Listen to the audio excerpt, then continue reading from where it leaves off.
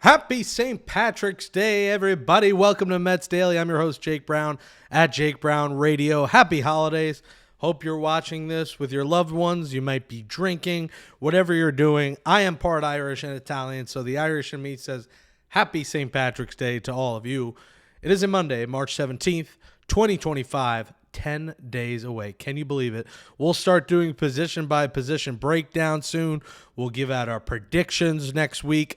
Next Thursday, 10 days away, Mets, Astros, Clay Holmes versus Framber Valdez, and probably Luis Angel Acuna is my guess to be the opening day second baseman, as the Mets maybe, according to Tim Britton of The Athletic, maybe, according to Mets officials, platoon Beatty and Acuna. Acuna Monday, 2 hits, but got picked off twice. Beatty played some decent second base. The Mets go up against a lefty on opening day. So my gut tells me Luis Angel Acuna against that lefty will be the opening day first baseman.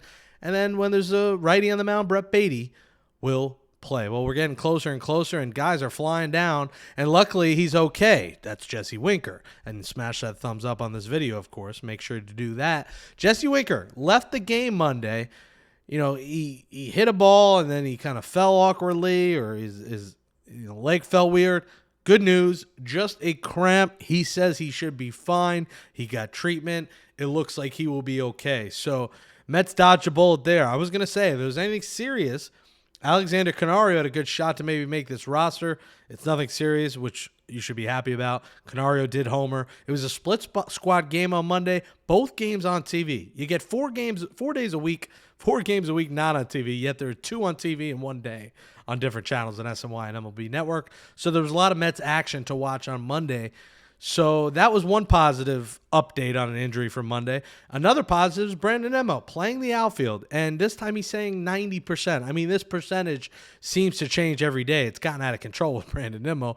But the fact that he's playing outfield today, 10 days before the season, maybe means we don't need to worry about him DHing the first few weeks. Maybe he'll DH here and there, but if Nimmo's feeling okay and he's feeling 90% now, you hope it's close to 100 or 100 on opening day. In 10 days, he could play left field. Another update, Daniel Nunez. He makes his debut this spring looking like Daniel Nunez of 2024. Strikeout, 1-2-3 inning, hit 98 on the gun.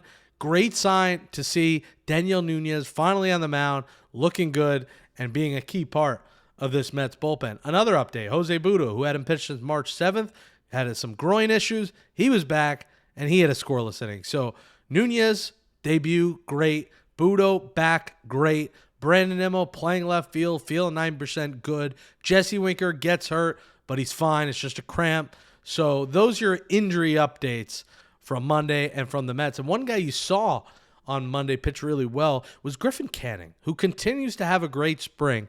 And the key for Griffin Canning is the pitching lab and the use of his slider. He's used his slider a majority of the time, and on Wednesday, more strikeouts than Spencer Strider. Now, it means nothing in spring training. Strider at 6 strikeouts was dealing for the Braves, which is a bad sign for the Mets because the Braves are the biggest Mets competition, I believe, in this National League East. But for the Mets, Griffin Canning. This is a guy that when the Mets signed him, everyone's like, look at his ERA last year. Who is this bum? He gave up 31 homers. Well, Griffin Canning has quietly had a remarkable spring, giving up just 1 run, and he has pitched his way into this rotation. Griffin Canning looks like he's going to be part of this rotation. He has just been absolutely dominant, and 9 strikeouts, and I mean a filthy slider, and that was his pitch. He used the most. 4 2/3, 3 hits, 1 run, 9 strikeouts. Listen, Canning's pitching his way into this rotation, and again, according to Tim Britton, he's heard from Mets sources or people within the team that there's a good chance the Mets are going to keep McGill, Blackburn, and Canning. And I talked about this in the past. That seems to be the wisest move. It avoids having to use an option to send McGill down. It avoids losing Blackburn from the roster. And Canning, there's no question about it. Canning's part of this rotation. He's just pitched too good this spring, and there was a good chance even if he had a bad spring, he was going to make it. You gave this guy a guaranteed 1-year deal. I know it's only $4.25 million. But now I think what the Mets' plan is going to be is they're going to have McGill in the rotation, who was solid on Sunday, not great, but evaluators are saying this is the best that he's looked. I think it's looking to shape up as McGill and Canning make the rotation. And at least at the start, Blackburn comes out of the bullpen. And I think this makes all the sense in the world. One, it gives Blackburn more time to work on his stuff coming off that offseason surgery. Two, Blackburn could still be a long man reliever. He hasn't done it a lot in his career, but he has done it. And just the way McGill and Canning have pitched, they deserve to be out there. Excuse me.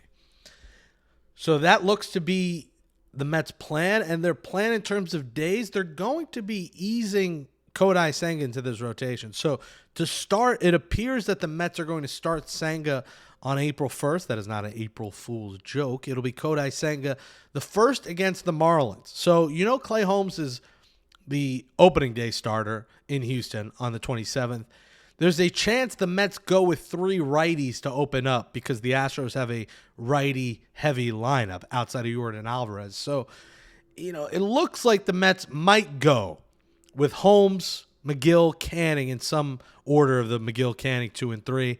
And then I would assume Peterson would be Monday the 31st, and then Senga the 1st, with Holmes the 2nd, and then the 4th against the Blue Jays, either Canning or McGill. That would be my guess for how the rotation shapes out, but it does look like they're going to hold off Senga to be the kind of the 5th starter and have Senga and Holmes go back-to-back on the 1st, 2nd. So you probably don't get Senga or Holmes on the home opener, but it's one game. It's not the biggest of deals. And the Mets are going to be smart here with Kodai Senga. Make sure he's okay. Let us know what you think of that in the comments below. Comment below. And, of course, subscribe to the Mets Daily channel. Share the channels. Comment below. What do you think of the rotation? Listen, I think it's better than people are going to give the Mets credit for. And it's going to be better than on paper. And if Griffin Canning keeps pitching like this, it's clear he's stepped foot in the lab. And, again, this Jeremy Hefner pitching lab. Jeremy Hefner's probably going to get a manager job one day. And the Mets should cherish every day they have Jeremy Hefner as pitching coach. He's a guy that I ridiculed in the past a couple of years ago when the rotation was in shambles. But what he's done with pitchers that you either hadn't heard of or had bad years prior needs to be studied. It's really remarkable.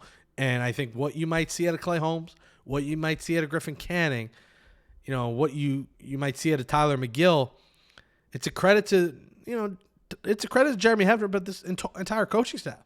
The analytics guys, the guys behind the scenes, the guys we don't even talk about, Mendoza, everyone of this coaching staff. But Jeremy Hefner really gets the most credit because he is the pitching coach, and he's doing a remarkable job. And now it's spring. These stats don't matter. I get it. Let's see it in big league games. I 100% agree. But what you're seeing right now is a Mets rotation that's not going to be as bad as people were expecting. And it's a roster that's starting to shape up a little bit. It's looking like the Hunger Games. The Mets are down to 44 players left. 5 more cuts this morning.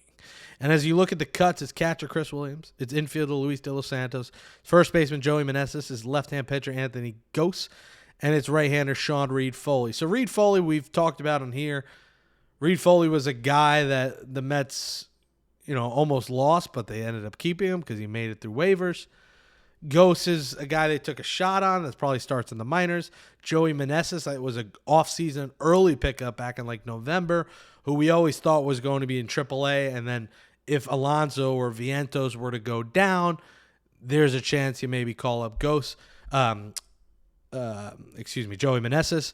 So there's Meneses. De Los Santos, he's a depth piece. I don't know if he'll ever touch the roster this year. And then Chris Williams. That's something I want to address here to wrap up this Monday St. Patrick's Day show is the catcher position. That's the mystery right now, is the Mets' backup catcher. A guy not on that list who we did find out over the weekend. There's a lot of things to catch up on over the weekend. Ronnie Mauricio. He will not play in spring training games. The Mets are going to ease him into activity. So Ronnie Mauricio probably going to play in the minors at some point in April or May. But the Mets are very much easing him back as he works his way into the baseball world. So no Ronnie Mauricio, with the big team until I would guess at the earliest June is the earliest we'd see him. But Chris Williams, it's not really Chris Williams excuse me. It's been a long weekend, folks. It's down to Hayden Sanger and it's down to Jackson Reeds for the backup catcher, unless the Mets go external, which I have mentioned is an option. If they decide someone gets waived and they're like, we want to pick up that guy, that's still an option sometime next week. But internally, if the Mets stay that way, Jackson Reeds, and it's Hayden Sanger. And Sanger is a really cool story. Sanger, Anthony Tacoma did a good story about this guy's working at Whole Foods in the offseason. How about this? 3 years ago, minor league salaries were as low as $4,800. They've risen in AAA to $35,800. But Sanger, and that's still nothing, Sanger needed the money in the offseason. So 4 days a week, he was waking up 5 a.m. He was going to Whole Foods at 6 a.m. and stocking product until noon. And he would hit a step total before noon from working at Whole Foods. So, the old adage, need something from Whole Foods, was like an app on, was a line on dating apps used. Well, he was there, Hayden Sanger. And he's, commended for his elite defensive work. He's not really much of a hitter. But, he might have an outside shot at this job. And I'm kind of rooting for him. My first job was at Walgreens. I know about stocking shelves. I know about being a cashier. I did that for a year at Walgreens in Connecticut. Shout out to Monroe, Connecticut, Walgreens. That could be the story of Hayden Sanger. From Whole Foods to Citi Field. From Whole Foods to the whole big leagues. It's a big pay bump for him if he pulls it off.